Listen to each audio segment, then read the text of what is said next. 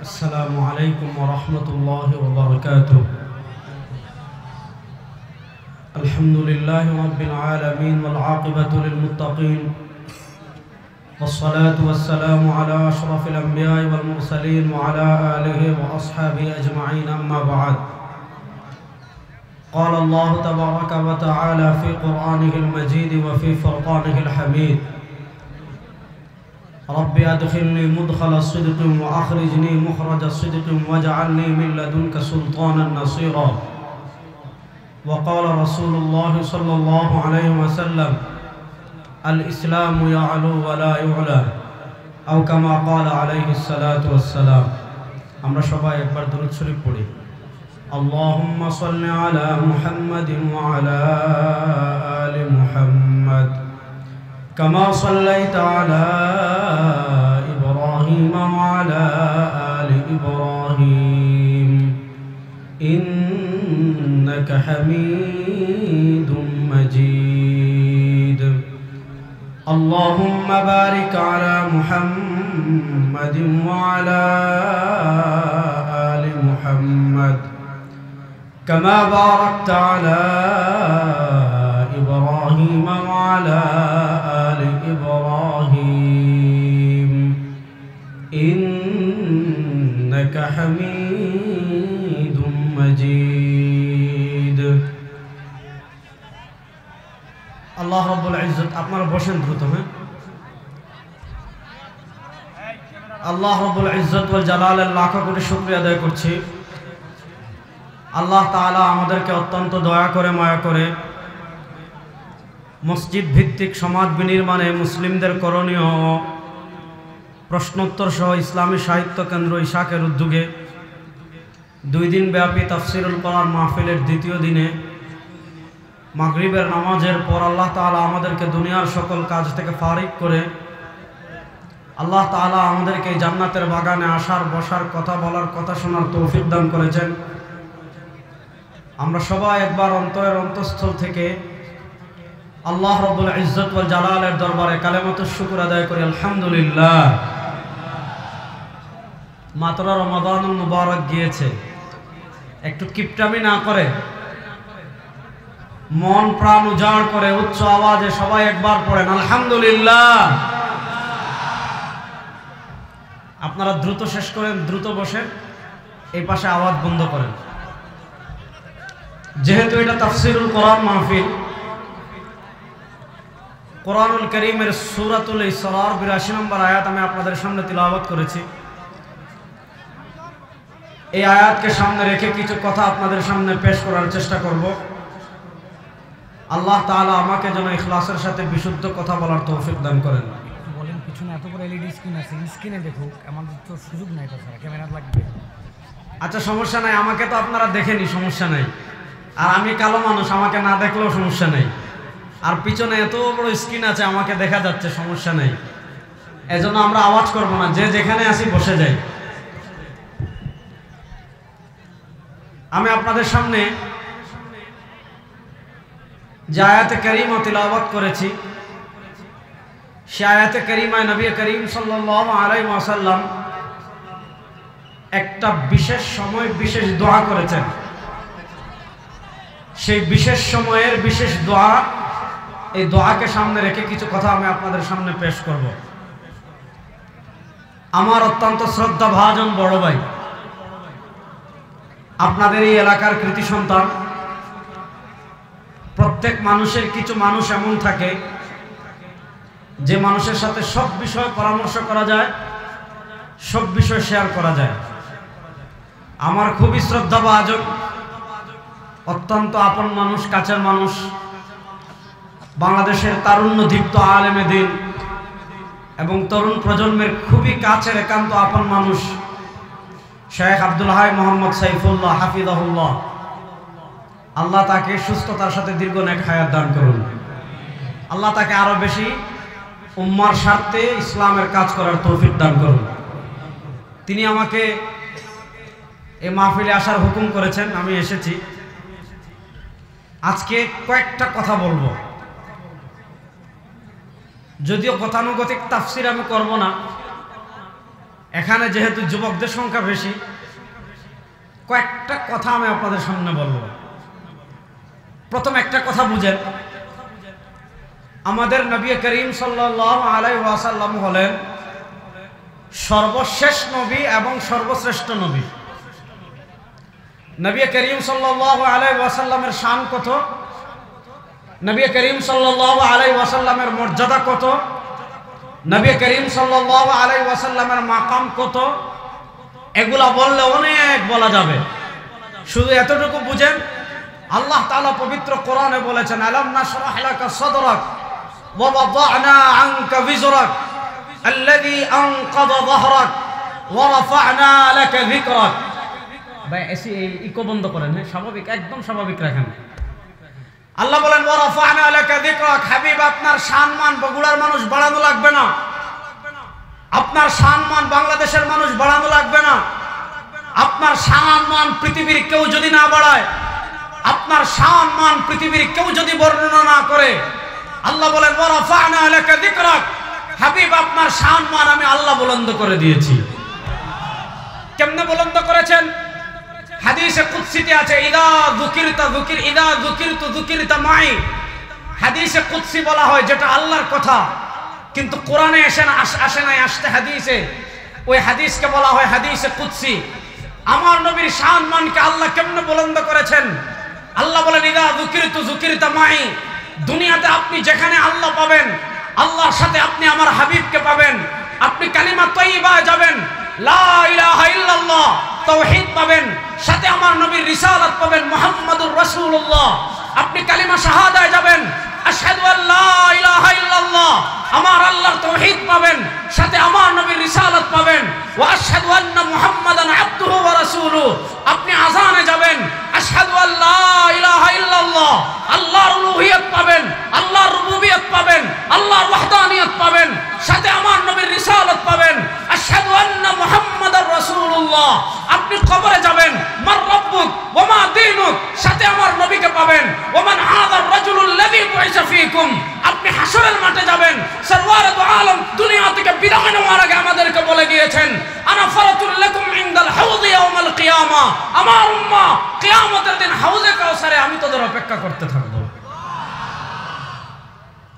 আনা ফারাতুল লাকুম ইনদাল হাউযি ইয়াউমাল কিয়ামা। বুখারী শরীফে লম্বা বর্ণনা আসছে। তাহলে বলেন আমার নবীর সম্মান বুলন্দ করেছেন কে? নারা আসতে বলেন, আরে জুড়ে বলেন, আমার নবীর সম্মান বুলন্দ করেছেন কে? আকাশ বাতাস প্রকম্পিত করে বলেন, আমার নবীর সম্মান বুলন্দ করেছেন কে? ওয়া রাফা'না লাকা যিকরাক। আল্লাহ বলেছেন ওয়া রাফা'না লাকা যিকরাক, আমার নবীর শান বাড়িয়েছেন আল্লাহ, আমার নবীর মর্যাদা বাড়িয়েছেন আল্লাহ, আমার নবীর মর্যাদা বুলন্দ করেছেন আল্লাহ। আমার নবীর শান যেমন বড়, আমার নবীর মর্যাদা তেমন বড়, আমার নবীর সৌন্দর্যও তেমন বড়। হযরত আব্দুল্লাহ ইবনে মাসউদ রাদিয়াল্লাহু তাআলা বর্ণনা করেছেন, হযরত আবু হুরায়রা রাদিয়াল্লাহু তাআলা বর্ণনা করেছেন, খরাজতু লাইলাতান মুকমিরাতান বিরাসূলিল্লাহি সাল্লাল্লাহু আলাইহি ওয়াসাল্লাম। একবার পূর্ণিমার চাঁদের রাতে আমি সরওয়ারে দু আলম সাল্লাল্লাহু আলাইহি ওয়াসাল্লামের সাথে মদিনায় হাঁটি। ফারাআইতু মাররাতান ইলাল কমর ওয়া মাররাতান ইলা ওয়াজহি রাসূলিল্লাহি সাল্লাল্লাহু আলাইহি ওয়াসাল্লাম। হযরত আব্দুল্লাহ ইবনে মাসউদ বলেন, আমি একবার আকাশের পূর্ণিমার চাঁদের দিকে তাকাই, আরেকবার সরওয়ারে দু আলমের চেহারার দিকে তাকাই। সাহাবী বলেন, আমি আল্লাহর জাতের কসম করে বলি, আমার নবী আকাশের পূর্ণিমার চাঁদের চেয়ে বেশি সুন্দর। বলেন আমার নবীর সম্মান বুলন্দ করেছেন কে? নারা আসতে বলেন, আমার নবীর সম্মান বুলন্দ করেছেন কে?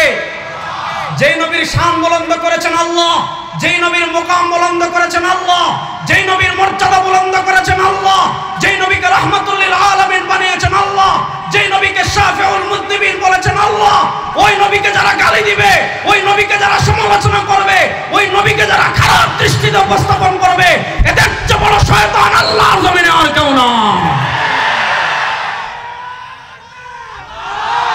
বলেন আমার নবীর সম্মান বুলন্দ করেছেন কে? আজকে আপনি দুনিয়াতে বলেন আমার নেতা অমুক, আপনি দুনিয়াতে বলেন আমার নেতা তমুক। যারা সরওয়ারে দু আলমের কালেমায় বিশ্বাস, যারা সরওয়ারে দু আলমের রিসালাতে বিশ্বাস করে, তাদের নেতা আব্রাহাম লিঙ্কন হতে পারে না, তাদের নেতা দুনিয়ার কোনো নেতা হতে পারে না। আমাদের একমাত্র নেতা সরওয়ারে দু আলম জনাবে মুহাম্মদুর রাসূলুল্লাহ। আপনি তো মিয়া দুনিয়াতে নেতা মানেন কানে, আপনি দুনিয়াতে এমন লোকরে নেতা মানেন আপনাকে বিপদে রেখে ঠিকই বিদেশে পলাই যায়, ঠিক না বেঠি? আর আমাদের নবী করিম সাল্লাল্লাহু আলাইহি ওয়াসাল্লাম আমাদেরকে কত ভালোবাসতেন, সুবহানাল্লাহ পড়েন না, আরো আসতে বলেন। নবী করিম সাল্লাল্লাহু আলাইহি ওয়াসাল্লাম দুনিয়া থেকে বিদায় নেওয়ার আগে আমাদেরকে বলে গিয়েছেন, সরওয়ার দু আলম সাল্লাল্লাহু আলাইহি ওয়াসাল্লাম দুনিয়া থেকে বিদায় নেওয়ার আগে আমাদেরকে বলে গিয়েছেন, আমার উম্মতেরা শোনো, আমি দুনিয়া থেকে বিদায় নিচ্ছি।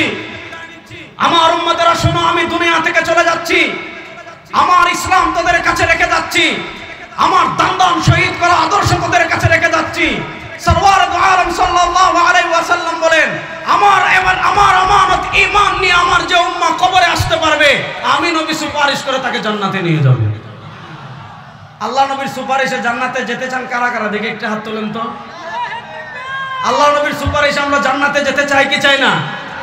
আর আসতে বলেন, আল্লাহ নবীর সুপারিশে আমরা জান্নাতে যেতে চাই কি চাই না? তাহলে এবার বলেন, আল্লাহ নবীর সুপারিশে যদি আমরা জান্নাতে যেতে চাই, আল্লাহর নবী শুধু সুপারিশ করে হাত নামান।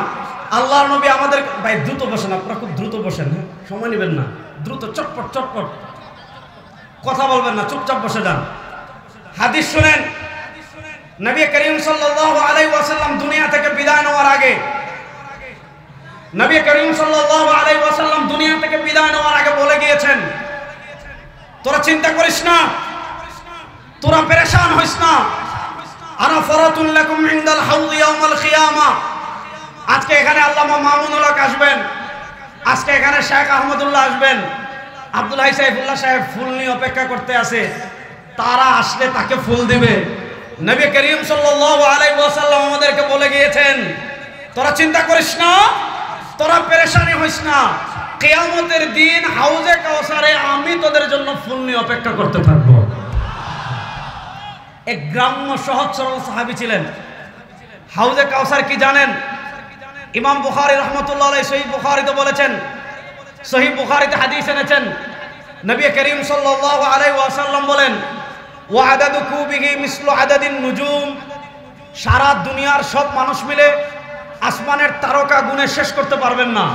সরওয়ার দু আলম সাল্লাল্লাহু আলাইহি ওয়াসাল্লাম বলেন, আল্লাহ রাব্বুল ইজ্জত ওয়াল জালাল আসমানে যেই পরিমাণ তারকা আছে, ওই আসমানের তারকা পরিমাণ পানপাত্র আল্লাহ রাব্বুল ইজ্জত ওয়াল জালাল হাউজে কাউসারের পারে সাজিয়ে রেখেছেন। একটা না, দুইটা না, তিনটা না, চারটা না, পাঁচটা না, আসমানের তারকা যেই পরিমাণ, আল্লাহ তাআলা হাউজে কাউসারের পারে সেই পরিমাণ গ্লাস, সেই পরিমাণ পানপাত্র সাজিয়ে রেখেছেন। কিয়ামতের দিন সরওয়ার দু আলম সাল্লাল্লাহু আলাইহি ওয়াসাল্লাম নিজ হাতে তার উম্মতকে হাউজে কাউসারের পানি পান করাবেন। আল্লাহ নবী সাল্লাল্লাহু আলাইহি ওয়াসাল্লাম সাহাবায়ে কেরাম রিদওয়ানুল্লাহি আলাইহিম আজমাইনকে যখন এই হাদিস বর্ণনা করেছেন, এক গ্রাম্য সহজ সরল সাহাবী ছিলেন। তিনি বলেন, ইয়া রাসূলুল্লাহ, কিয়ামতের দিন তো খালি আপনার উম্মাহ উঠবে ব্যাপারটা এমন না। কিয়ামতের দিন নবী মুসা তার উম্মাহ নিয়ে উঠবেন। ইমাম বাজ্জার রাহিমাহুল্লাহ মুসনাদে বাজ্জারে হাদিস এনেছেন, সরওয়ার দু আলম সাল্লাল্লাহু আলাইহি ওয়াসাল্লাম বলেন, যার নবী ওয়া মাহু ইসনান, এমন নবী আসবেন যার সাথে উম্মাহ হবে 2 জন, এমন নবী আসবেন যার সাথে উম্মাহ হবে 3 জন, এমন নবী আসবেন যার সাথে উম্মাহ হবে 4 জন, এমন নবী আসবেন যার সাথে উম্মাহ হবে হাজার হাজার, এমন নবী উঠবেন যার সাথে উম্মাহ হবে লক্ষ লক্ষ। সরওয়ার দু আলম বলেন, আমি তোদের জন্য হাউজে কাউসারে ফুলের তুলানে অপেক্ষা করতে থাকবো। এক সাহাবী প্রশ্ন করলেন, ইয়া রাসূলুল্লাহ, ওই দিন তো শুধু আপনার উম্মাহ উঠবে ব্যাপারটা এমন না, ওই দিন তো সব নবীর সব উম্মাহ হাসরের মাঠে উঠবে। আপনি না হয় আবু বকরকে চিনবেন, তাকে আপনি দুনিয়াতে দেখেছেন। আপনি না হয় ওমর রাদিয়াল্লাহু তাআলা আনহুকে চিনবেন, তাকে আপনি দুনিয়াতে দেখেছেন। আপনি না হয় ওসমান রাদিয়াল্লাহু তাআলা আনহুকে চিনবেন, তাকে আপনি দুনিয়াতে দেখেছেন। আপনি না হয় আলী রাদিয়াল্লাহু তাআলা আনহুকে চিনবেন, তাকে আপনি দুনিয়াতে দেখেছেন। আপনি না হয় সাহাবায়ে কেরামকে চিনবেন, তাদেরকে আপনি দুনিয়াতে দেখেছেন। সাহাবায়ে কেরাম না হয় আপনাকে চিনবে, তারা আপনাকে দুনিয়াতে দেখেছে। কিন্তু ইয়া রাসূলুল্লাহ, আপনার যে উম্মাহ 1400 বছর পর বগুড়ায় আসবে, আপনার যে উম্মাহ 1400 বছর পর নওগাঁয় আসবে, আপনার যে উম্মাহ 1400 বছর পর বাংলাদেশে আসবে, আপনার যে উম্মাহ 1400 বছর পর কাশ্মীরে আসবে, আপনার যে উম্মাহ 1400 বছর পর ফিলিস্তিনে আসবে, আপনার যে উম্মাহ 1400 বছর পর জবাননে আসবে, ইয়া রাসূলুল্লাহ সেও তো আপনাকে মহব্বত করে, ইয়া রাসূলুল্লাহ সেও আপনার দিন বিজয়ের মেহনত করেছে, সেও আপনার ইসলাম বিজয়ের মেহনতের জন্য নিজের রক্ত বিলিয়ে দেওয়ার জন্য প্রস্তুত ছিল। ইয়া রাসূলুল্লাহ সে দুনিয়াতে আপনাকে দেখে নাই, আপনিও দুনিয়াতে তাকে দেখবেন না। হাসরের মাঠে ওই কোনায় যদি আপনার ওই বগুড়ার উম্মাহ পড়ে থাকে, ইয়া রাসূলুল্লাহ এই সারা দুনিয়ার সব মানুষের ভিতর, আদম থেকে নিয়ে কিয়ামত পর্যন্ত সব মানুষের ভিতর আপনার বগুড়ার ওই উম্মাহকে আপনি কেমনে চিনবেন? সুবহানাল্লাহ পড়েন। বাইরে ভাই একটু কিপটামি না করে জুড়ে পড়েন সুবহানাল্লাহ। আল্লাহ নবী সাল্লাল্লাহু আলাইহি ওয়াসাল্লাম জবাব দিচ্ছেন, আর রাআইতা লাউ আন্না রাজুলান, আল্লাহ নবী সাল্লাল্লাহু আলাইহি ওয়াসাল্লাম জবাব দিচ্ছেন, আর রাআইতা লাউ আন্না রাজুলান লাহু ফারাসুন গুররুম মুহাজ্জালুন বাইনা দুহমিন ওয়া বুহমিন, আর রাআইতা লাউ আন্না রাজুলান লাহু ফারাসুন গুররুম মুহাজ্জালুন বাইনা দুহমিন ওয়া বুহমিন। সরওয়ারে দু আলম বলেন, জানো আমি আমার উম্মাহকে হাসরের মাঠে কেমনে চিনবো? আচ্ছা তোমরা মনে করো, নবী করিম সাল্লাল্লাহু আলাইহি ওয়াসাল্লাম সাহাবা একরামকে উপমা দিচ্ছেন, আচ্ছা তোমরা বলো বগুড়ার এক ব্যক্তির 1 লাখ লাল ঘোড়া আছে। ঘোড়া চিনেন? বলেন না, ঘোড়া চিনেন? নবী করিম সাল্লাল্লাহু আলাইহি ওয়াসাল্লাম বলেন, মনে করেন এক ব্যক্তির বগুড়ার 1 লাখ লাল ঘোড়া আছে, আবার বগুড়ার আরেক ব্যক্তির 1 লাখ কালো ঘোড়া আছে। 1 লাখ লাল ঘোড়া একটা জমিনে বেঁধে রেখেছে, 1 লাখ কালো ঘোড়া একটা হাওরে বেঁধে রেখেছে, 1 লাখ লাল ঘোড়া একটা হাওরে বেঁধে রেখেছে। এই 1 লাখ লাল ঘোড়ার ভিতর একটা ঘোড়া হলো চানকোপালি, 1 লাখ কালো ঘোড়ার ভিতর একটা ঘোড়া হলো চানকোপালি। এই 1 লাখ লাল ঘোড়ার ভিতর একটা ঘোড়া যদি চানকোপালি হয়, যেটার কপাল সাদা, 1 লাখ ঘোড়ার ভিতর একটা ঘোড়া যদি চানকোপালি হয়, যেটার পা সাদা, আপনারা বলেন এই 1 লাখ চান ঘোড়ার ভিতর একটা চানকোপালি ঘোড়া খুঁজে বের করতে মালিকের কোনো কষ্ট হবে? জোরে বলেন, মালিকের কোনো কষ্ট হবে? আল্লাহ নবী সাল্লাল্লাহু আলাইহি ওয়াসাল্লাম বলেন, সব নবীর উম্মতেরা কিয়ামতের মাঠে উঠবে, কিন্তু সরওয়ারে দু আলম সাল্লাল্লাহু আলাইহি ওয়াসাল্লামের উম্মাহ হাসরের মাঠে উঠবে। তাদের একটা স্পেশাল আলামত থাকবে, তাদের একটা স্পেশাল নিদর্শন থাকবে।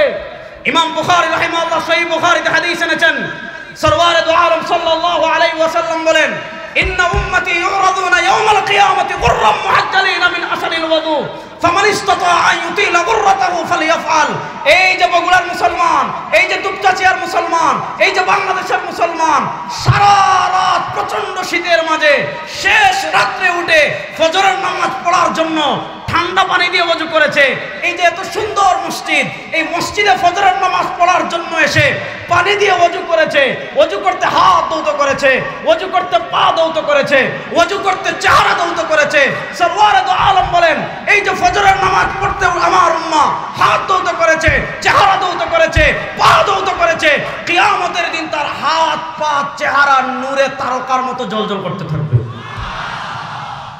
ইন্না উম্মতি ইউরাদুনা ইয়াওমাল কিয়ামাতি গুররাম মুহাজ্জালিনা মিন আসারিল ওযু। আল্লাহ নবী দেখবেন, ওই দেখা যায় হাসরের মাঠের এক কোনায় একজনের হাত তারকার মতো জ্বলজ্বল করে, একজনের চেহারা তারকার মতো জ্বলজ্বল করে, একজনের পা তারকার মতো জ্বলজ্বল করে। আল্লাহ নবী চিনে ফেলবেন, এটা দাউদের উম্মাহ হতে পারে না, এটা সুলাইমানের উম্মাহ হতে পারে না, এটা ঈসার উম্মাহ হতে পারে না, এটা তোমার ইউসুফের উম্মাহ হতে পারে না। আল্লাহ নবী চিনে ফেলবেন, এটা আমার উম্মাহ। ফেরেশতাদেরকে দিয়ে ডাক দিয়ে নিজের হাতে হাউজে কাউসারের পানি পান করাইবেন। আল্লাহ নবী সাল্লাল্লাহু আলাইহি ওয়াসাল্লামের হাতে হাউজে কাউসারের পানি পান করতে চাই কারা কারা? আল্লাহ নবীর হাতে আল্লাহ আমাদের সবাইকে হাউজে কাউসারের পানি পান করানোর তৌফিক দান করেন। তাহলে আল্লাহ নবী সাল্লাল্লাহু আলাইহি ওয়াসাল্লামের হাতে হাউজে কাউসারের পানি পান করতে হলে আমাদের কিছু করণীয় আছে না নাই? আপনার নেতা দুনিয়াতে আপনাকে স্মরণ রাখে না, আপনার নেতা আখিরাতে আপনাকে স্মরণ রাখবে, চিন্তাও করবেন না। কিন্তু নবী করিম সাল্লাল্লাহু আলাইহি ওয়াসাল্লাম দুনিয়াতেও আমাদেরকে স্মরণ রেখেছেন। নবী করিম সাল্লাল্লাহু আলাইহি ওয়াসাল্লাম কবরেও আমাদেরকে স্মরণ রেখেছেন। নবী করিম সাল্লাল্লাহু আলাইহি ওয়াসাল্লাম হাসরেও আমাদেরকে স্মরণ রাখবেন। নবী করিম সাল্লাল্লাহু আলাইহি ওয়াসাল্লাম আমাদেরকে জান্নাতে না নিলে আমার হাবিব জান্নাতে যাবেন না। আমাদেরকে জান্নাতে নেওয়ার আগ পর্যন্ত আমার নবী জান্নাতে প্রবেশ করতে পারবেন না। এমন দয়াল নবীকে বাদ দিয়ে কোন গণতন্ত্রের নেতাকে আমরা নেতা মানি না, কোন চোর চাঁদাবাজকে আমরা নেতা মানি না। আমার নেতা বিশ্ব নবী মুস্তাফায়ের বাইরে আমাদের কোন নেতা নয়।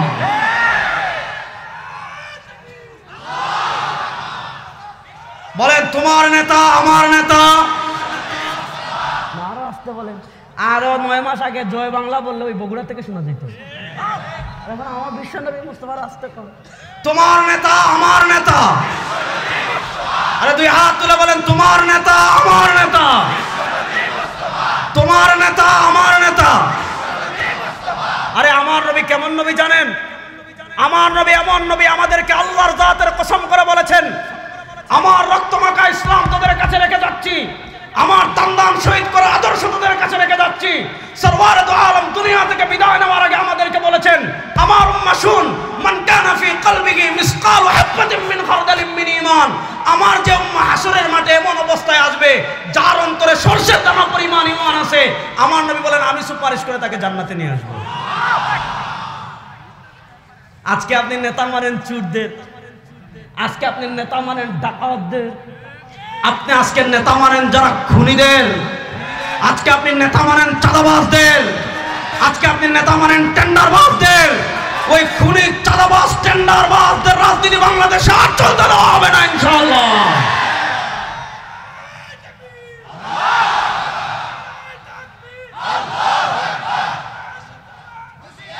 ভালো করে শুনেন, নবী করিম সাল্লাল্লাহু আলাইহি ওয়াসাল্লামের জীবনটা কত কষ্টের ছিল। আরে আমার নবীর শান কত, আমার নবীর মর্যাদা কত, সুবহানাল্লাহ বিহামদি। নবীর শান আর নবীর মর্যাদা যদি আমি বর্ণনা করা শুরু করি, কত হাদিস আছে, কত হাদিস আছে, কত হাদিস আছে। ওগুলা বললে আপনাদের ভালো লাগবে, মনে লাগবে, কিন্তু সময় যেহেতু কম, আরো অনেক বড় বড় আলোচকরা আসবেন, শায়েখ আহমদুল্লাহ আসবেন, আল্লামা মামুনুল হক হাফিজুল্লাহ আসবেন, ওনারা কথা বলবেন। আমি আমার মূল বিষয় যেটা বলতে চাচ্ছি, যেই নবী আমাদেরকে এত মহব্বত করেন, যেই নবী আমাদেরকে এত ভালোবাসেন, আমাদেরকে ভালোবাসার মাত্রা কতটুকু এটা আপনারা চিন্তাও করতে পারবেন না।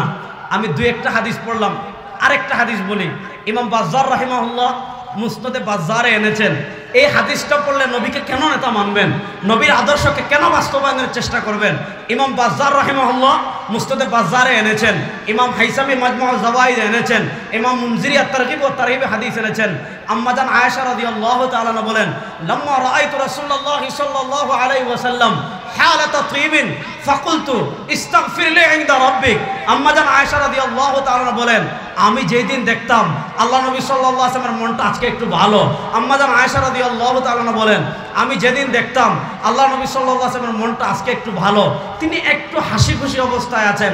আম্মাজান আয়েশা বলেন, আমি গিয়ে বলতাম, ইয়া রাসূলুল্লাহ ইস্তাগফির লি ইনদা রাব্বিক, ওগো আল্লাহ নবী, আমি আয়েশার জন্য আল্লাহর কাছে একটু ক্ষমা প্রার্থনা করেন।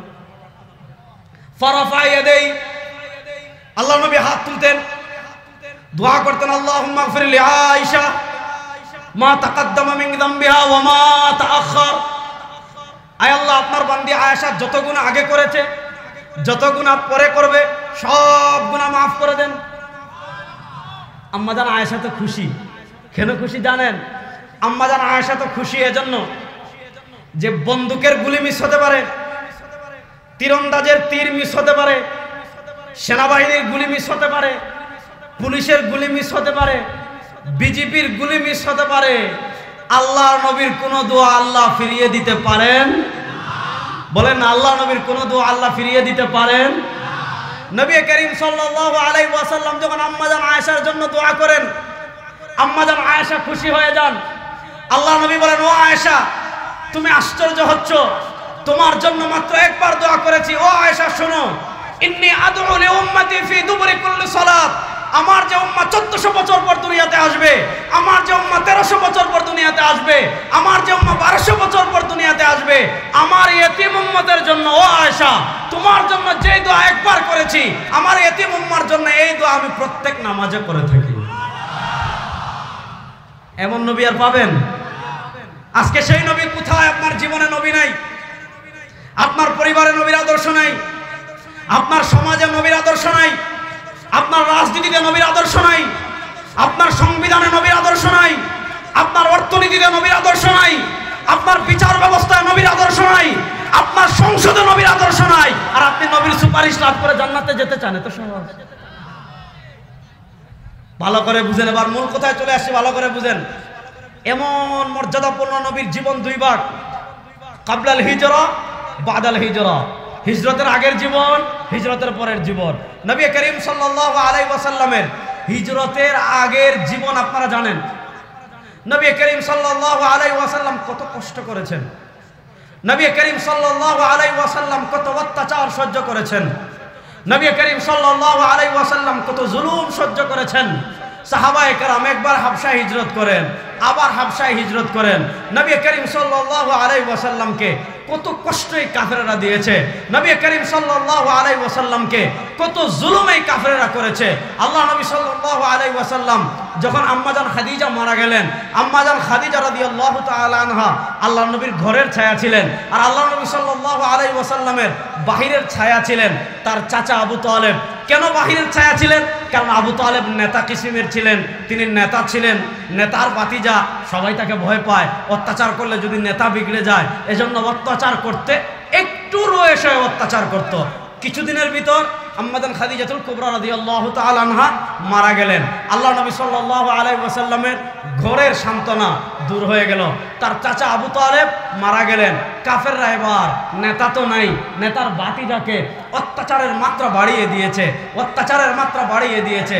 সরওয়ারে দু আলম সাল্লাল্লাহু আলাইহি ওয়াসাল্লামকে আরবের মক্কার সম্মিলিত কুফফার গোষ্ঠী দারুন নাদওয়ায় বৈঠক করে যখন সরওয়ারে দু আলম সাল্লাল্লাহু আলাইহি ওয়াসাল্লামকে হত্যা করার ষড়যন্ত্র করেছে, নবী করিম সাল্লাল্লাহু আলাইহি ওয়াসাল্লামকে আল্লাহ রাব্বুল ইজ্জত ওয়াল জালাল চূড়ান্তভাবে মদিনায় হিজরতের নির্দেশ দিলেন। নবী করিম সাল্লাল্লাহু আলাইহি ওয়াসাল্লাম যখন মদিনায় হিজরত করছেন, মনোযোগ, নবী করিম সাল্লাল্লাহু আলাইহি ওয়াসাল্লাম যখন মদিনায় হিজরত করছেন, মনোযোগ,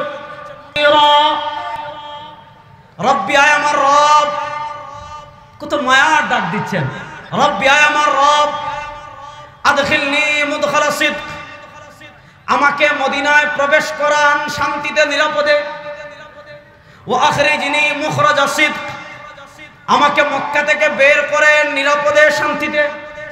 মনোযোগ, আল্লাহ আমাকে মদিনায় প্রবেশ করান নিরাপদে শান্তিতে, আল্লাহ আমাকে মক্কা থেকে বের করান নিরাপদে শান্তিতে। দুইটা দোয়া। 3 নম্বর দোয়া করেছেন, ওয়াজআলনি মিন লাদুনকা সুলতানান নাসীরা, ওয়াজআলনি মিন লাদুনকা সুলতানান নাসীরা, ওয়াজআলনি মিন লাদুনকা সুলতানান নাসীরা। আল্লাহ আপনার পক্ষ থেকে আমাকে ক্ষমতা দান করুন। সুবহানাল্লাহ বাড়িতে বলবেন। আর যদি মনে করেন সুবহানাল্লাহ জুড়ে বলা জায়েজ নাই, আমার কাছে আইছেন, দলিল দিয়ে একদম কবর দিয়ে দেব ইনশাআল্লাহ। ওয়াজআলনি মিন লাদুনকা সুলতানান নাসীরা। আল্লাহ নবী একটা দোয়া করেছেন, আল্লাহ আমাকে নিরাপদে বের করান। আরেকটা দোয়া করেছেন, আল্লাহ আমাকে নিরাপদে প্রবেশ করান। আরেকটা দোয়া করেছেন, ওয়াজআলনি মিন লাদুনকা সুলতানান নাসীরা। আল্লাহ মক্কায় আমার ক্ষমতা ছিল না, মক্কায় আমার রাষ্ট্র ছিল না, যার কারণে মক্কাবাসী আমাকে দ্বীন প্রতিষ্ঠা করতে দেয় নাই, মক্কাবাসী শরিয়া প্রতিষ্ঠা করতে দেয় নাই, মক্কাবাসী আল্লাহর জমিনে আল্লাহর নিজাম প্রতিষ্ঠা করতে দেয় নাই, মক্কাবাসী আল্লাহর জমিনে আল্লাহর আইন প্রতিষ্ঠা করতে দেয় নাই, মক্কাবাসী আল্লাহর জমিনে আল্লাহর খিলাফত প্রতিষ্ঠা করতে দেয় নাই। আমার নবী দোয়া করেছেন, ওয়াজআলনি মিন লাদুনকা সুলতানান নাসীরা। আল্লাহ মদিনায় আমাকে ভূখণ্ড দান করেন, ক্ষমতা দান করেন। ভালো করে বুঝেন। তাফসীর ইবনে কাসির খুলেন, তাফসীর ইবনে জারীর তাবারি খুলেন। এই উম্মাহর একজন শ্রেষ্ঠ মুফাসসির হলেন হযরত কাতাদা। কাতাদা থেকে বর্ণনা এসেছে, আতা থেকে বর্ণনা এসেছে, মুজাহিদ থেকে বর্ণনা এসেছে। আল্লাহ নবী সাল্লাল্লাহু আলাইহি ওয়াসাল্লাম কেন ক্ষমতার দোয়া করলেন? আল্লাহ নবী সাল্লাল্লাহু আলাইহি ওয়াসাল্লাম কেন ভূখণ্ডের দোয়া করলেন? যুবকরা কান খাড়া করে শুনে রাখবেন। আজকে ধর্মনিরপেক্ষতা আমাদের মাথায় এমন করে ঢুকাইছে, আজকে আমরা ইসলাম মনে করি শুধু মসজিদে, আজকে আমরা ইসলাম মনে করি শুধু সিন্নি খাওয়া, আজকে আমরা ইসলাম মনে করি শুধু তারাবি 8 রাকাত না 20 রাকাত, এটা নিয়ে দ্বন্দ্ব করা। আজকে আমরা ইসলাম মনে করি নামাজের পর মুনাজাত আছে কিনা, এটা নিয়ে দ্বন্দ্ব করা। শুনেন, ইসলামে যেমন ইবাদত আছে, ইসলামে যেমন মুআমালাত আছে, ইসলামে যেমন রাষ্ট্র কেমনে চলবে ইসলামে আছে না নাই? কথা ভালো করে বুঝবেন।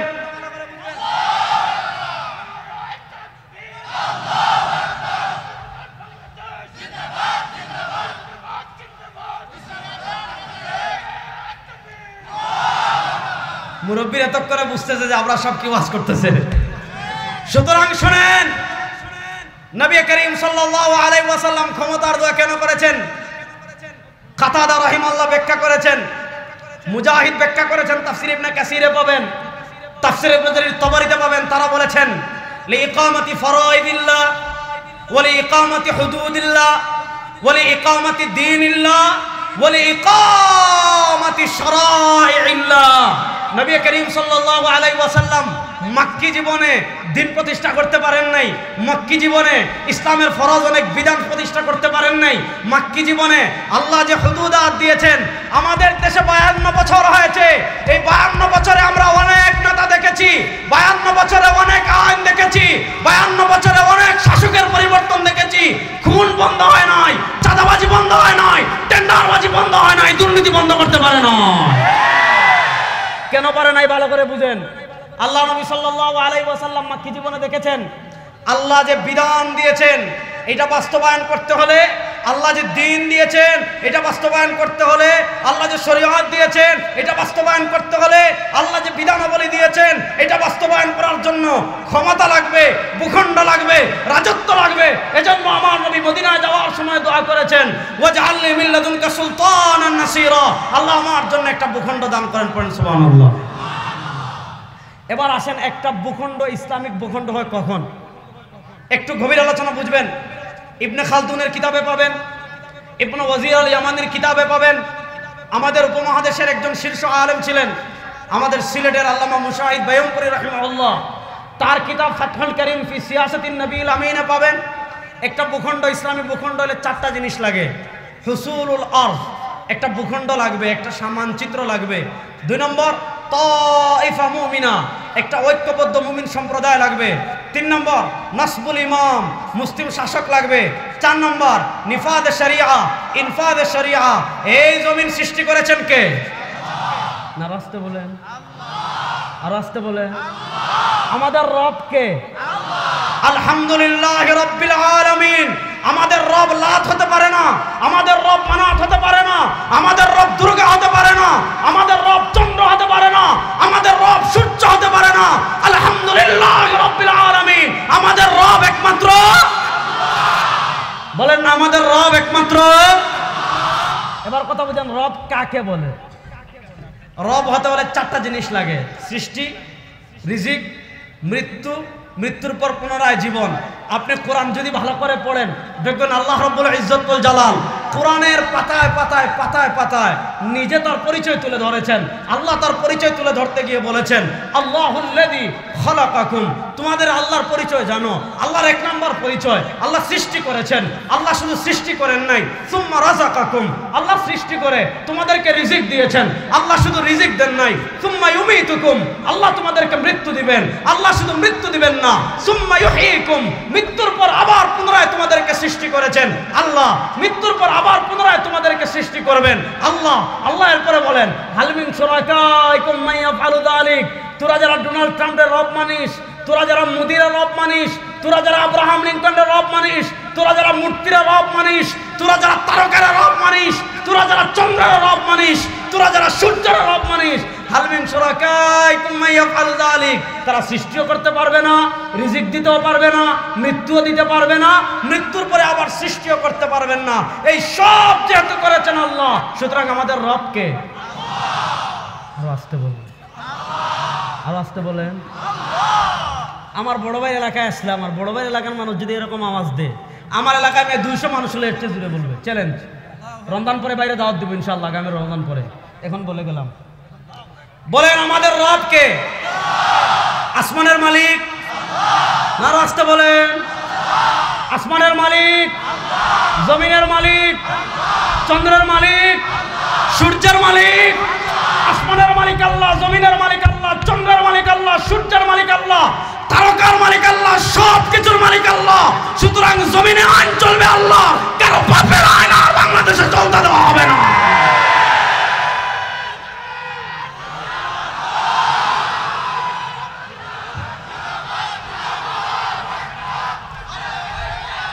এই শুনেন শুনেন, হয় নাই হয় নাই হয় নাই, 1 মিনিট বসেন।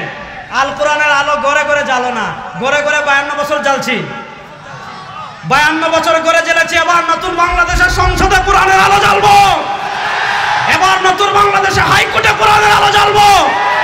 এবার নতুন বাংলাদেশের সব সুপ্রিম কোর্টে কোরআনের আলো জ্বালবো, সংসদে আল্লাহর কোরআনের আলো জ্বালার জন্য প্রস্তুত আছেন না নয় যুবকরা? ইনশাআল্লাহ। লিল্লাহি তাকবীর, লিল্লাহি তাকবীর। আল কোরআনের আলো, আল হাদিসের আলো, তোমার নেতা আমার নেতা, আলেম ওলামা যেখানে, আল্লাহর আইন যেখানে, লিল্লাহি তাকবীর। তাহলে এবার বুঝেন আল্লাহর নবী ক্ষমতা আল্লাহর কাছে দোয়া করেছেন কি করেন না? আসেন, নবী করিম সাল্লাল্লাহু আলাইহি ওয়াসাল্লাম মদিনা রাষ্ট্র প্রতিষ্ঠা করলেন। খুব লম্বা ইতিহাস, 1400 বছর পৃথিবীর মুসলমান এক সিস্টেমে ছিল। নবী করিম সাল্লাল্লাহু আলাইহি ওয়াসাল্লামের পরে খেলাফতে রাশেদা হযরত হাসান রাদিয়াল্লাহু তাআলা এর মাধ্যমে হযরত মুআবিয়া রাদিয়াল্লাহু তাআলার সাথে সন্ধি হলো। উমাইয়া, তারপর আব্বাসি, তারপর ফাতিমি, মধ্যখানে সেলজুক, সর্বশেষ 800 বছর ছিল উসমানী খিলাফা। উসমানী খিলাফার পতন হলো 1924 সালে। আমি সব জায়গায় বলি, আজকে এখানেও বলছি, 1924 সাল থেকে 2024 এই 100 বছর পৃথিবীতে মার খেয়েছে মুসলমান। গত 100 বছর আমরা মার খেয়েছি, আর এই 100 বছর আমরা মার দিব ইনশাআল্লাহ। ইনশাআল্লাহ আসতে বলেন। গত 100 বছর আমরা পরাজিত হয়েছি, এই 100 বছর আমরা বিজয়ী হব ইনশাআল্লাহ। গত 100 বছর তারা পৃথিবীর প্রান্তে প্রান্তে মুসলমানদেরকে পিটিয়েছে, এই 100 বছরে আমরা পরিপূর্ণ বদলা নেওয়ার জন্য যুবকরা প্রস্তুত আছো ইনশাআল্লাহ। পৃথিবীতে মুসলমানদের বিজয় পতাকা ওড়া শুরু হয়ে গিয়েছে, আলহামদুলিল্লাহ বলেন। আফগানিস্তানে তালেবান বিজয় লাভ করেছে 2021-এ, সিরিয়ায় মুজাহিদরা বিজয় লাভ করেছে 2024-এ, আফ্রিকায় মুজাহিদরা বিজয়ের দ্বার প্রান্তে আছে। বাংলাদেশে 2024 আমরা ভারতের আধিপত্যবাদকে পরাজিত করেছি। ভারতের আধিপত্যবাদকে পরাজিত করে আমাদের বিপ্লব শেষ হয় নাই। আগামীতে চূড়ান্ত বিপ্লব হবে আল্লাহর কোরআনের সংসদ প্রতিষ্ঠা করার জন্য ইনশাআল্লাহ। এই 100 বছর আমরা বিজয়ী হব ইনশাআল্লাহ। ফিলিস্তিনেও আমরা বিজয় হব, বলেন ফিলিস্তিনেও আমরা বিজয় হব ইনশাআল্লাহ বলেন। দিল্লির লাল কেল্লায় আবার কালেমার পতাকা উড়বে ইনশাআল্লাহ। ইমাম নাসাই রাহিমাহুল্লাহ সুনানুত তিরমিজি, সুনানুন নাসাইতে হাদিস এনেছেন। ওই হাদিস বলে আমি সেকুলারিজমের দিকে আসতেছি, একটু ভালো করে হাদিসটা শুনেন। পৃথিবীতে আমরা এখন দুটো আধিপত্যবাদ দেখছি। এক আধিপত্যবাদ দেখছি আমরা ফিলিস্তিনে ইসরায়েলি ইহুদি আধিপত্যবাদ, আরেক আধিপত্যবাদ আমরা দেখছি ভারতে হিন্দুত্ববাদী আধিপত্যবাদ। 1400 বছর আগে আমার নবী ভবিষ্যৎবাণী করে গিয়েছেন, ইসাবাতান মিন উম্মতি আহরাজাহুমুল্লাহু মিনান নার, ইসাবাতান মিন উম্মতি আহরাজাহুমুল্লাহু মিনান নার। 1400 বছর আগে সরওয়ারে দু আলম ভবিষ্যৎবাণী করে গিয়েছেন, আমার উম্মার দুইটা দল এমন আছে, আমার উম্মার দুইটা বাহিনী এমন আছে, এই দুই দল এবং বাহিনীতে যারা যোগ দিবে আল্লাহ তাআলা তাদের উপর জাহান্নামের আগুনকে হারাম করে দিবেন। সুবহানাল্লাহটা বাড়িতে গিয়ে জুড়ে বলেন।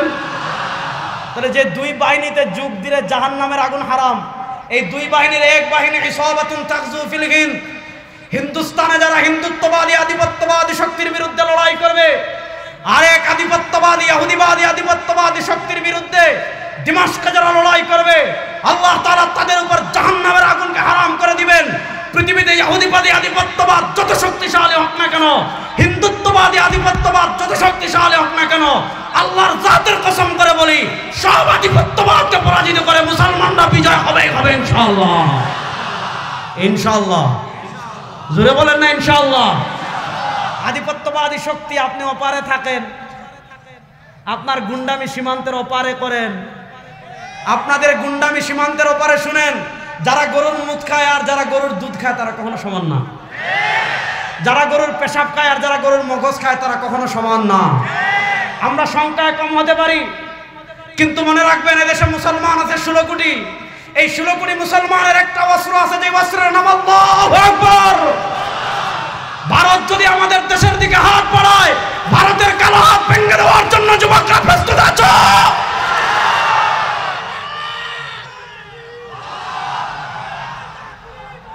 শুনেন মুসলমান, ভালো করে শুনেন, মুসলমানরা পৃথিবীর কোন পরাশক্তিকে ভয় পায়? কথা পায় না। মুসলমানরা পৃথিবীর কোন পরাশক্তিকে ভয় পায়? আমরা ভারতের গুন্ডামি হলো সিনেমায়, পাকিস্তান সীমান্তে মার খায়, আচ্ছা সিনেমা বানায়, চীন সীমান্তে মার খায়, আচ্ছা সিনেমা বানায়। গত 15 বছর আমরা কিছু করতে পারি নাই। কেন পারি নাই? কারণ আমাদের দেশে ভারতের গোলামরা ক্ষমতায় ছিল। আমাদের দেশে ভোট চোর ভোট টাকার ভারতের দালালি করে ক্ষমতায় ছিল। এখন যারা আমাদের সাথে বন্ধুত্ব হয়ে থাকতে চান কোনো সমস্যা নাই, কিন্তু আমাদের দিকে হাত বাড়ালে হাত ভেঙে গাছে ঝুলাই দেব ইনশাআল্লাহ। ইনশাআল্লাহ বলেন। যুবকরা প্রস্তুত আছেন? যুবকরা প্রস্তুত আছেন ইনশাআল্লাহ? এবার আসেন মূল ওয়াজে। আমি বলছিলাম 1924 সাল পর্যন্ত পৃথিবীর সিস্টেম ছিল একটা। কি সিস্টেম ছিল? আমাদের খিলাফা ছিল। খিলাফার বিলুপ্ত হলো 1924 সালে। এর আগ থেকে খিলাফা এমনি দুর্বল হয়ে গিয়েছিল, কিন্তু 1924 সালে কামাল আতাতুর্ক, কামাল পাশা, আতা মানে পিতা আর তুর্ক মানে তুরস্ক, গত শতাব্দীতে মুসলমানদের ভিতর জাতীয়তাবাদ ঢুকিয়েছে। গত শতাব্দীতে মুসলমানদের ভিতর ধর্মনিরপেক্ষতাবাদ ঢুকিয়েছে। গত শতাব্দীতে মুসলমানদের ভিতর ডেমোক্রেসি ঢুকিয়েছে। গত শতাব্দীতে মুসলমানদের ভিতর সোশ্যালিজম, সমাজতন্ত্রবাদ ঢুকিয়েছে। জাতীয়তাবাদ মানে কি এটা বুঝাইতে লাগে একটা জিনিস বুঝেন। আমাদের জাতীয় পরিচয় বাঙালি না, আমাদের জাতীয় পরিচয় বাংলাদেশি না। বাংলাদেশি এটা আমাদের দেশীয় পরিচয়। আমাদের জাতীয় পরিচয় আমরা মুসলিম। এই যুবকরা বলেন আমাদের জাতীয় পরিচয় আমরা, বলেন আমাদের জাতীয় পরিচয় আমরা। আর মুসলমানদের একমাত্র জাতির পিতা হযরতে আদম আলাইহিস সালাম। কয় শুনছেন? মুসলমানদের একমাত্র জাতির পিতা হযরতে, সবাই হাত তুলেন। এর বাইরে আমাদের কোনো পিতা, চাচি, জাতির কোনো খালা, জাতির কোনো ভাবি। মিল্লাত আবিকুম ইব্রাহিম ওয়া সাম্মাকুমুল মুসলিমিন। নবী করিম সাল্লাল্লাহু আলাইহি ওয়াসাল্লাম হাদিসে নিজে তার পরিচয় দিয়েছেন, আনা ইবনে আব্দুল্লাহ, আমার পরিচয় জানো আমি আব্দুল্লাহর বেটা। আমার পরিচয় জানো আনা মিন কুরাইশ, আল্লাহ আমাকে কুরাইশে পাঠিয়েছেন। আমার পরিচয় জানো আনা দাওয়াতু আবি ইব্রাহিম, আমার পরিচয় জানো আনা বাশারাতু ঈসা, আমাদের জাতির পিতা একমাত্র ইব্রাহিম। কোন লেডি ফেরাউনের বাপ, কোন কুলের বাপ আমাদের জাতির পিতা হতে পারে না। কথা পরিষ্কার, আকীদা পরিষ্কার। আমাদের একমাত্র জাতির পিতা হযরতে ইব্রাহিম। এবার এই শতাব্দীতে শুনেন, তাইলে হুজুরকে আমরা বাংলাদেশি না? অবশ্যই বাংলাদেশি, এটা আমাদের দেশীয় পরিচয়। আল্লাহ নবীর দেশীয় পরিচয় ছিল মক্কি, হ্যাঁ, কিন্তু মক্কায় যখন ইসলামের উপর টিকে থাকা কষ্ট হয়েছে, আল্লাহ নবী দেশীয় পরিচয় ছেড়ে তিনি মদিনায় হিজরত করেছেন। বুঝা গেল আমার দেশের চেয়ে ঈমান বড়, আমার দেশের চেয়ে ইসলাম বড়। বলেন আমার দেশের চেয়ে, আমার দেশের চেয়ে ঈমান বড়। এটা হলো জাতীয়। এখন তারা আমাদেরকে বিভিন্ন জাতীয়তাবাদ ঢুকাইছে। আপনাকে বলেছে আপনি বাঙালি, অমুককে বলেছে তুমি তুর্কি, অমুককে বলেছে তুমি সিরিয়ান, অমুককে বলেছে তুমি পাকিস্তানি, অমুককে বলেছে তুমি উজবেকি। এখন দেখা যাচ্ছে এখানে বলছে তোমরা বাঙালি, এখানে একজনের আব্বা বানাও। এদেরকে বলছে তোমরা পাকিস্তানি, জিন্নারে আব্বা বানাও। এদেরকে বলছে তোমরা তুর্কি, কামাল পাশারে আব্বা বানাও। এখানে বলেছে তোমরা সিরিয়ান, এই যে তোমার বাশার কি জানি আসাদ, তার বাপরে আব্বা বানাও। ওদেরকে বলেছে তোমরা উজবেকি, করিমের বাপরে আব্বা বানাও। এইভাবে প্রত্যেক জায়গায় শতাব্দীতে মুসলমানদের ভিতর তারা জাতীয়তাবাদ ঢুকিয়ে দিয়েছে। মানে আমাদেরকে নানা শক্তিতে বিভক্ত করে, অথচ আমাদের পরিচয় একটা, আমরা মুসলিম। এর বাইরে আমাদের আর কোনো পরিচয় নাই, জাতীয় পরিচয় নাই। এবার আসেন, এইভাবে আমাদেরকে জাতীয়তাবাদে বিভক্ত করেছে। আজকে শুনেন, ফিলিস্তিনে কেন এত আমাদের রক্ত ঝরে? আজকে কেন গাজা রক্তাক্ত? এর কারণ আজকে চতুর্পাশে এই আরবের দালালগুলা বসে আছে। এই আরবের শাসকরা হলো ইহুদিদের পাঁচটা গোলাম। আজকে তারা বুক বিলাসিতায় বেসে যাচ্ছে, আর গাজা রক্তবন্যায় বেসে যাচ্ছে, ফিলিস্তিন রক্তবন্যায় বেসে যাচ্ছে। ইনশাআল্লাহ সময় আর বেশি দূরে নয়, পৃথিবীর সব দালালরা পরাজিত হবে। সুলতান সালাউদ্দিন আইয়ুবীর উত্তরসূরিরা আবার ফিলিস্তিন বিজয় করবে ইনশাআল্লাহ। ইনশাআল্লাহ বলেন। কথা ভালো করে বুঝেন ভাই, স্লোগান পরে দিবেন, বসেন, সময় কম।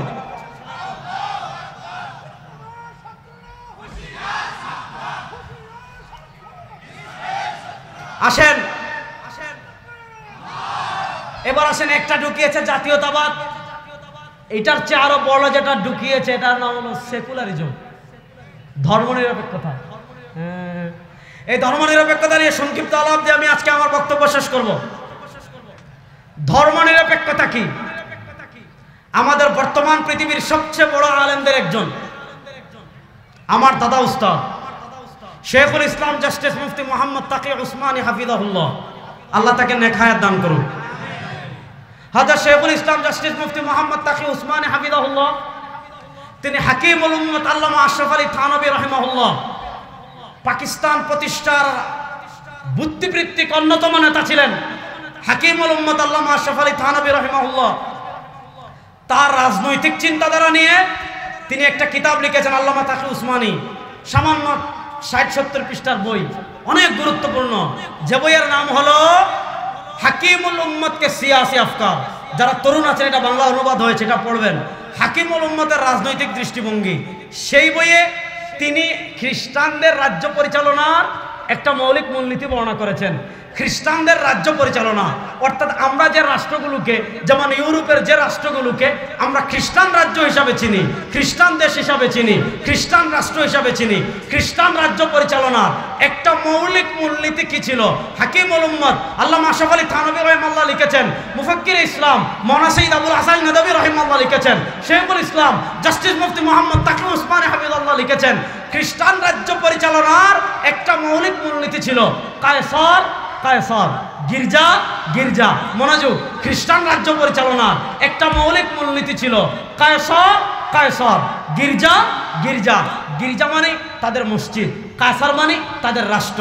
তো তাদের রাষ্ট্র পরিচালনা একটা মৌলিক মূলনীতি ছিল কায়সার কায়সার, রাষ্ট্র রাষ্ট্রের মতো থাকবে, গির্জা গির্জা, গির্জা গির্জার মতো থাকবে।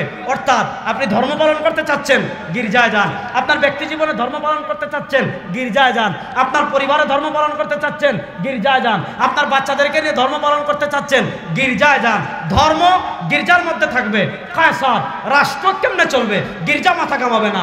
রাষ্ট্রের আইন কি হবে? গির্জা মাথা কামাবে না। রাষ্ট্রের সংসদ কেমনে চলবে? গির্জা মাথা কামাবে না। রাষ্ট্রের বিচার ব্যবস্থা কেমনে চলবে? গির্জা মাথা কামাবে না। রাষ্ট্রের অর্থনীতি কেমনে হবে? গির্জা মাথা কামাবে না। রাষ্ট্রের নেতৃত্বে কে আসবে? গির্জা মাথা কামাবে না।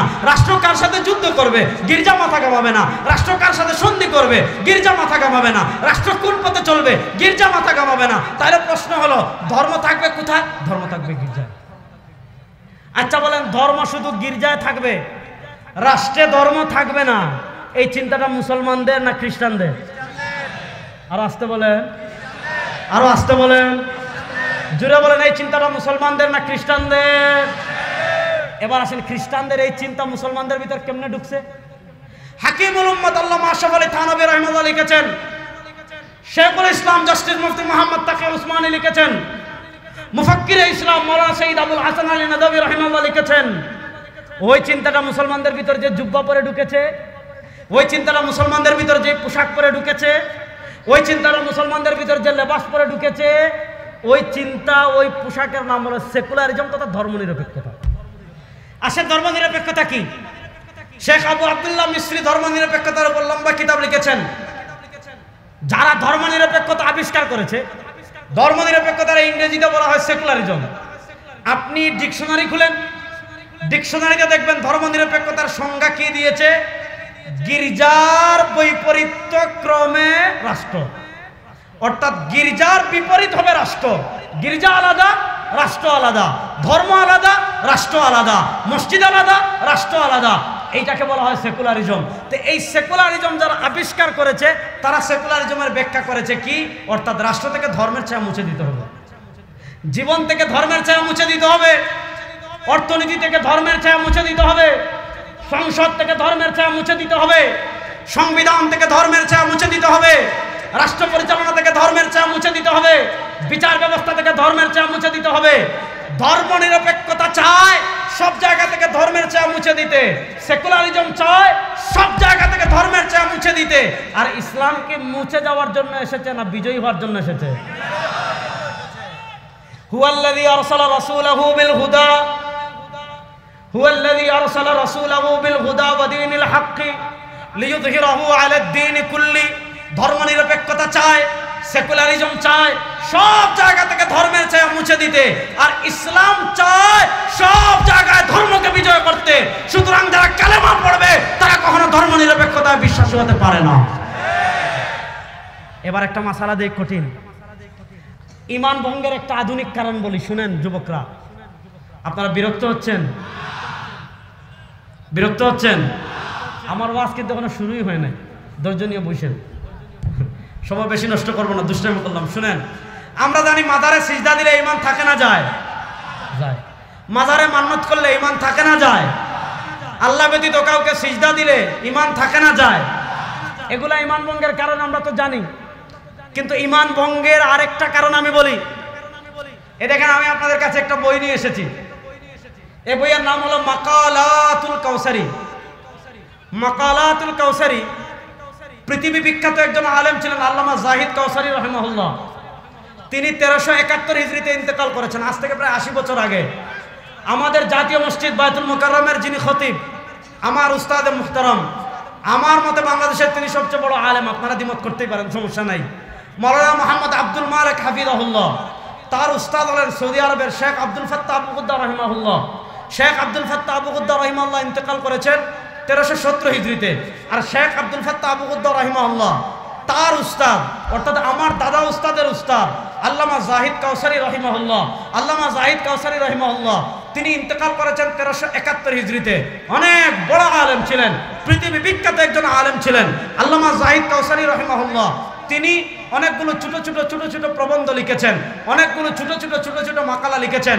আমার ভাই আব্দুল্লাহ সাইফুল্লাহ হাফিজাহুল্লাহ, ওনারা ছোট ছোট প্রবন্ধ আছে, এগুলা বিভিন্ন নামে প্রকাশিত হয়। আমারও প্রবন্ধ আছে, বিভিন্ন নামে প্রকাশিত হয়। বড় বড় লেখকদের লেখা বিভিন্ন নামে প্রকাশিত হয়। আল্লামা কাউসারি রাহিমাহুল্লাহ তার এই মাকালাগুলো, এটা দেখেন মাকালাতুল কাউসারি, অর্থাৎ আল্লামা কাউসারি রাহিমাহুল্লাহ রচনা বলি। আসেন, এই মাকালাতুল কাউসারির 278 নম্বর পৃষ্ঠায়, মাকালাতুল কাউসারি 278 নম্বর পৃষ্ঠায় আল্লামা জাহিদ কাউসারি রাহিমাহুল্লাহ একটা মাকালা লিখেছেন, যে মাকালার নাম হলো হুকমু মুহাওয়ালাতি ফসলি দ্বীনি আনিদ দওলা। খ্রিস্টানরা বলে ধর্ম আলাদা, রাষ্ট্র আলাদা। খ্রিস্টানরা বলে রাষ্ট্রের কোনো ধর্ম লাগবে না, সংসদে কোনো ধর্ম লাগবে না, অর্থনীতিতে কোনো ধর্ম লাগবে না, বিচার ব্যবস্থায় কোনো ধর্ম লাগবে না, হাইকোর্টে কোনো ধর্ম লাগবে না, সুপ্রিম কোর্টে কোনো ধর্ম লাগবে না, রাষ্ট্র পরিচালনায় কোনো ধর্ম লাগবে না। এবার বলেন, এই কথাগুলো মুসলমানদের না খ্রিস্টানদের? আর আসতে বলেন, এই কথাগুলো মুসলমানদের না খ্রিস্টানদের? জুড়ে বলেন, এই কথাগুলো মুসলমানদের না খ্রিস্টানদের? আল্লামা কাউসারি লিখেছেন হুকমু মুহাওয়ালাতি ফসলি দ্বীনি আনিদ দওলা। কোন মুসলমান যদি মনে করে ধর্ম আলাদা, রাষ্ট্র আলাদা, রাষ্ট্রে ধর্ম লাগবে না। আমাদের দেশে একদল সুশীল আছে, একদল টকশোবাজ আছে, একদল বিজ্ঞানী আছে, যারা খুব সুন্দর করে বলবে ধর্ম থাকবে ব্যক্তি জীবনে, বলে কি বলে না? এজন্য দেখবেন শেখ আব্দুল্লাহ সাইফুল্লাহ, উনি বলবে না, আমি মানে উদাহরণস্বরূপ বলি। যেমন ধরেন শেখ আব্দুল্লাহ সাইফুল্লাহ হাফিজাহুল্লাহ যদি বলে এবার নওগাঁ সদরে আমি নির্বাচন করব, উদাহরণস্বরূপ যদি বলবে হুজুর আপনি বক্তব্য দেন, হুজুর আপনি নামাজ পড়ান, হুজুর আপনি দোয়া করবেন, হুজুর আপনি ফতোয়া দিবেন, আপনি আবার রাজনীতিতে আসলেন কেন? বলে কি বলে না? এই চিন্তাটা আসছে ধর্মনিরপেক্ষতা থেকে। হুকমু মুহাওয়ালাতি ফসলি দ্বীনি আনিদ দওলা। খ্রিস্টানরা বলে ধর্ম আলাদা, রাষ্ট্র আলাদা, রাষ্ট্রের কোনো ধর্ম লাগবে না, অর্থনীতিতে ধর্ম লাগবে না, বিচার ব্যবস্থায় ধর্ম লাগবে না, হাইকোর্ট সুপ্রিম কোর্টের ধর্ম লাগবে না, সংবিধানে ধর্ম লাগবে না। আল্লামা কাউসারি রাহিমাহুল্লাহ স্পষ্ট ভাষায় ফতোয়া দিয়েছেন, ফাল মুসলিমু ইদা তালাবা বিমিসলি যালিকা ফি সালামাতি আকলিহি। দেখেন, ফাল মুসলিমু ইদা তালাবা বিমিসলি যালিকা ফি সালামাতি আকলিহি।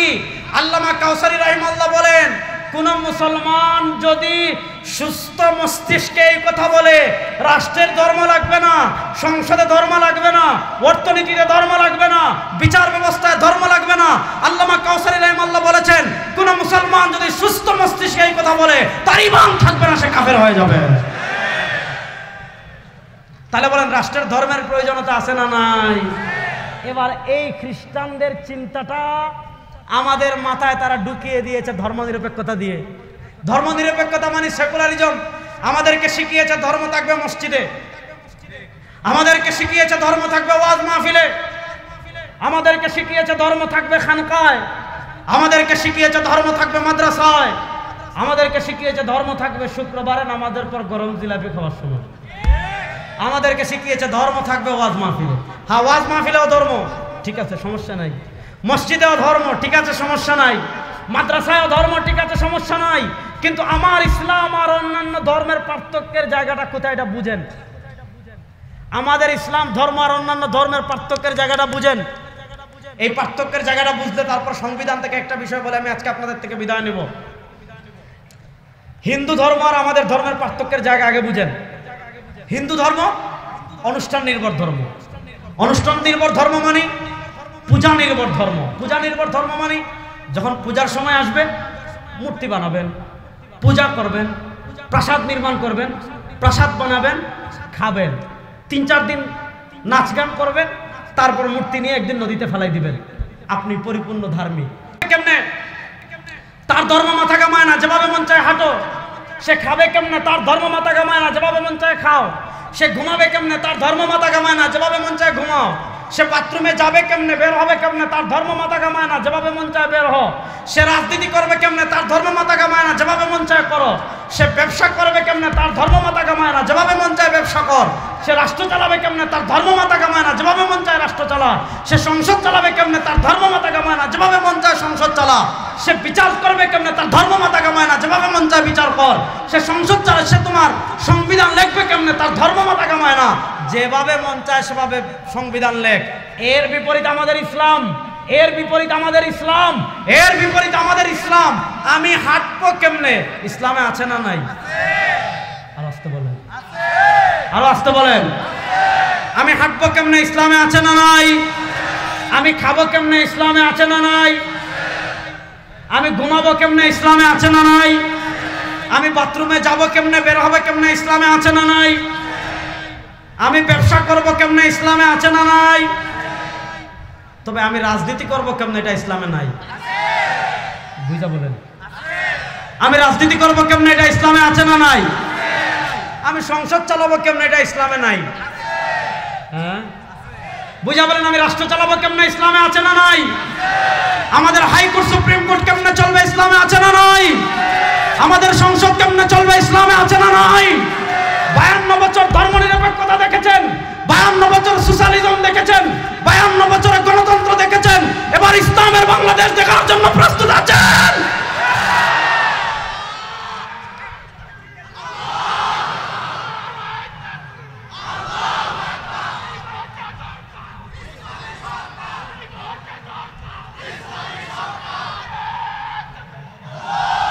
কথা ভালো করে বুঝেন। আজকে 72-এর সংবিধানে ভালো করে বুঝেন, আমাদের মুক্তিযুদ্ধের চেতনা কখনো ধর্মনিরপেক্ষতা ছিল। যুবকরা জুড়ে বলেন, আমাদের মুক্তিযুদ্ধের চেতনা কখনো ধর্মনিরপেক্ষতা ছিল? আমাদের মুক্তিযুদ্ধের চেতনা 3টা। বলেন, আমাদের মুক্তিযুদ্ধের চেতনা কয়টা? সাম্য। বলেন, সাম্য, মানবিক মর্যাদা, সামাজিক সুবিচার। এই 3টা হলো আমাদের মুক্তিযুদ্ধের চেতনা। আমি মুক্তিযুদ্ধের চেতনা নিয়ে ওয়াজ করব না, অন্য কোনো দিয়ে করব না। আমাদের বাংলাদেশে 52 বছরে আমরা অনেক তন্ত্র দেখেছি, 52 বছরে অনেক মন্ত্র দেখেছি। খুন বন্ধ হয় নাই, চাঁদাবাজি বন্ধ হয় নাই, ধর্ষণ বন্ধ হয় নাই, টাকা পাচার বন্ধ হয় নাই, চুরি বন্ধ হয় নাই। সব তন্ত্রমন্ত্রের খেলা বাংলাদেশে শেষ, সব মতবাদ বাংলাদেশে দেখা শেষ। এবার আল্লাহর কোরআনের বাংলাদেশ গড়ার জন্য যুবকরা প্রস্তুত আছে না নাই? ইনশাআল্লাহ।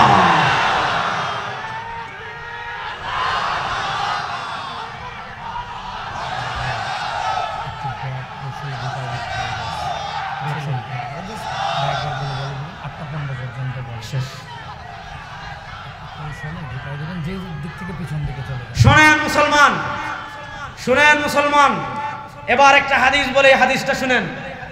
আপনারা আমার সাথে আছেন তো সবাই ইনশাআল্লাহ? এবার একটা হাদিস বলে, হাদিসটা শুনেন। ইমাম আহমদ ইবনে হাম্বল রাহিমাহুল্লাহ মুসনাদে আহমদে হাদিস এনেছেন।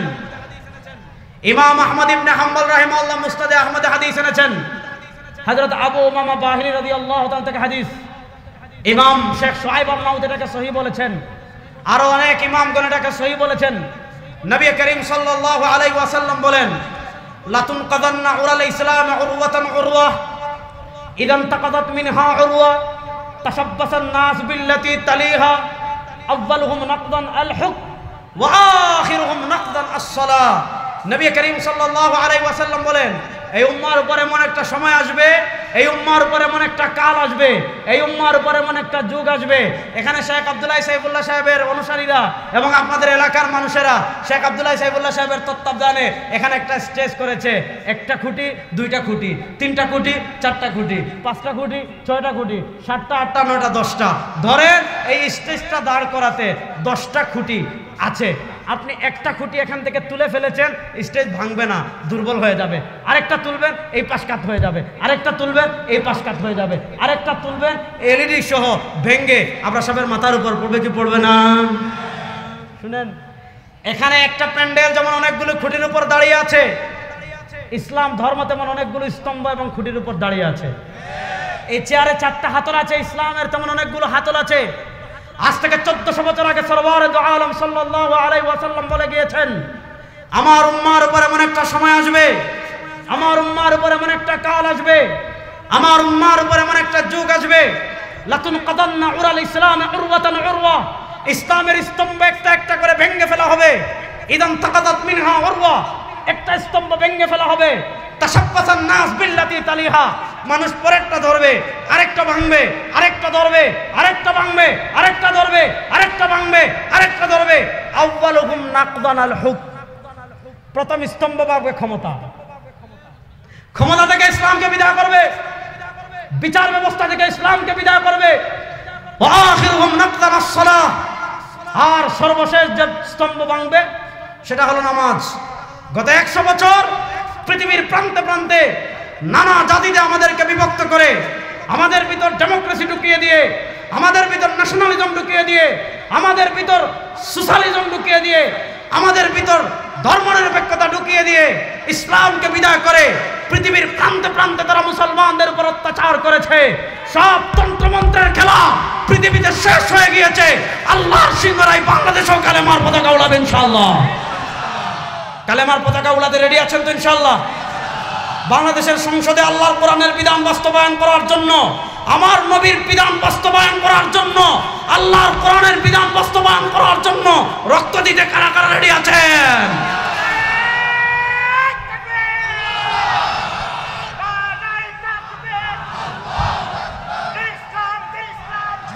শেষ কথা বলে যায় মুসলমান, শেষ মেসেজ দিয়ে যায়, ভালো করে শুনেন, শেষ মেসেজ দিয়ে যায়। হতাশ হওয়ার কিছু নাই। আমরা এমন এক জাতি, আমরা মৃত্যুকে ভয় পাই না। আমরা মৃত্যুকে ভয় পাই না বলে হামাসের মুষ্টিমেয় মুজাহিদ ইসরায়েলের বিরুদ্ধে দাঁড়িয়ে গিয়েছে।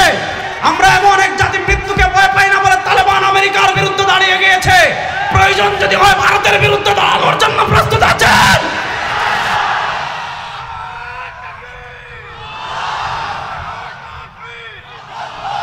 শেষ মেসেজ দিয়ে যায়, শেষ মেসেজ, এই শতাব্দী আমাদের বিজয়ের শতাব্দী ইনশাআল্লাহ। এই শতাব্দী আমাদের বিজয়ের শতাব্দী ইনশাআল্লাহ। এই শতাব্দী থেকে বিজয়ের ঝান্ডা ওড়া শুরু হবে। হযরতে ঈসা আলাইহিস সালাতু ওয়াস সালামের নেতৃত্বে আল মালহামাতুল কুবরা, চূড়ান্ত যুদ্ধের মাধ্যমে পৃথিবীতে মুসলমানদের ওই হারানো সূর্য বীর্য আবার উত্থিত হবে ইনশাআল্লাহ। সুতরাং যুবকরা প্রস্তুতি নেন ইনশাআল্লাহ, যুবকরা প্রস্তুতি নেন ইনশাআল্লাহ, মুরব্বীরা প্রস্তুতি নেন ইনশাআল্লাহ। এই দেশে আমরা ইসলামকে বিজয় করবই করব ইনশাআল্লাহ। এই দেশে আমরা কোরআনকে বিজয় করবই করব ইনশাআল্লাহ। আল্লাহ তাআলা কোরআন বিজয়ের তৌফিক দান করুন, সবাই বলেন আমিন। এবার বলেন, এই যে আপনাদের এলাকায় এত সুন্দর মাহফিল, আমি তো ভাই গল্প করলাম, আমি তো ছোট মানুষ, ইলিম আমল নাই। শেখ আব্দুল্লাহ সাইফুল্লাহ সাহেব আমার মুরব্বী তুল্য বড় ভাই, আমার একান্ত ব্যক্তিগত যত বিষয় আছে আমি নির্দ্বিধায় ওনার সাথে মশওয়ারা করি আলহামদুলিল্লাহ। তো উনি আমাকে মহব্বত করে বলেছেন আসছি, এখানে শেখ আহমদুল্লাহ আসতেছেন হাফিজাহুল্লাহ, মজলুম কারা নির্যাতিত আলেম আল্লামা মামুনুল হক হাফিজাহুল্লাহ, শেখুল হাদিস ইবনে শেখুল হাদিস। আগে বলতেন হুজুররা আপনারা এখন, এটা বলতেন না। এবার যদি সব হুজুররা একমত হয়ে ডাক দেয় কালেমার পতাকা বিজয় করব, রেডি আছেন যুবকরা? রেডি আছেন তো তরুণরা ইনশাআল্লাহ? এই শেখ আব্দুল্লাহ সাইফুল্লাহর মতো মানুষ যারা আছেন এদেরকে আমাদের নেতৃত্বে আনতে হবে। আল্লামা মাহমুদুল হক, শেখ আহমদুল্লাহ হাফিজাহুল্লাহর মতো মানুষ, এরা যদি রাষ্ট্র পরিচালনায় আসে, এরা চুরি করবে না, এরা বিদেশে পাকামপাড়া তৈরি করবে না, এরা বাংক ডাকাতি করবে না, এরা শেয়ার বাজার ডাকাতি করবে না। চুরের বাচ্চা চুরেরা গত 15 বছর কি করেছে দেখেছেন? ওরে বাপ রে বাপ, এক দরবেশ ছিল আমাদের দেশে। এই দরবেশ আমাদেরকে সহিহ হাদিস শিখাতো। এই দরবেশ বলেছে সহিহ হাদিসে তো কোনো প্রবলেম নাই, তবে কোরআনে কিছু প্রবলেম আছে। এই চোরের বাচ্চা গত 15 বছরে চুরি করেছে 57,000 কোটি টাকা। এই চোরদেরকে বাংলাদেশে আর দেখতে চান?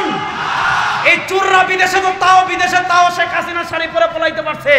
আগামীতে বাংলাদেশে তারা ভারতের দালালি করবেন, লুঙ্গি পরে পলাইতে পারবেন না। এই বাংলাদেশে ভারতের দালালি আর চলবে না ইনশাআল্লাহ বলেন। তাহলে শেখ আব্দুল রাই সাইফুল্লাহ হাফিজুল্লাহ যে মাহফিলের আয়োজন করেছে, আপনারা কারা কারা বেজার দেখে একটু হাত তুলেন তো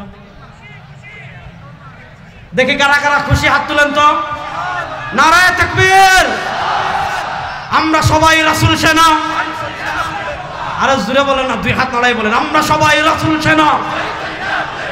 তোমার নেতা আমার নেতা, তোমার নেতা আমার নেতা, তোমার নেতা আমার নেতা। এই মাহফিল আগামী বছর হোক, আমরা চাই কি চাই না? কারা কারা চাই জোরে বলো না যুবকরা। এই মাহফিল আগামী বছর হোক, আমরা চাই কি চাই না? সুতরাং এখন স্বেচ্ছাসেবক ভাইরা যাবে ব্যাগ নিয়ে, যে উঠবেন 1000 টাকা নিব কিন্তু জোর করে। স্বেচ্ছাসেবক ভাইরা ব্যাগ নিয়ে যাবে, আমরা প্রত্যেকে এখন হাত তুলেন তো সবাই। নারায়ে তাকবীর, আল্লাহু আকবার। আস্তে কম, নারায়ে তাকবীর। বিসমিল্লাহ বলে পকেট ডান হাতে ঢুকান, টাকা বাম পকেটে থাকলে বাম পকেটে ঢুকান। আল্লাহ বলে সবাই দান করেন। স্টেজে যারা আছেন তারাও শরীক হন। আপনারা আবার মনে করেন না যে আপনাদের দেওয়া লাগবে না, সবাই দেন। শেষ। আল্লাহ তাআলা যে কথা বললাম আমাদের সবাইকে আমল করার তৌফিক দান করুন। ইন আসাবতু ফামিনাল্লাহ ওয়া ইন আখতাতু ফামিন্নী ওয়া মিনাশ শাইতান। আলহামদুলিল্লাহ, আবরার ভাই স্টেজে বসে থাকবেন ইনশাআল্লাহ। উনি ওনার কথা শেষ করেছেন, কিন্তু ওনার এখনো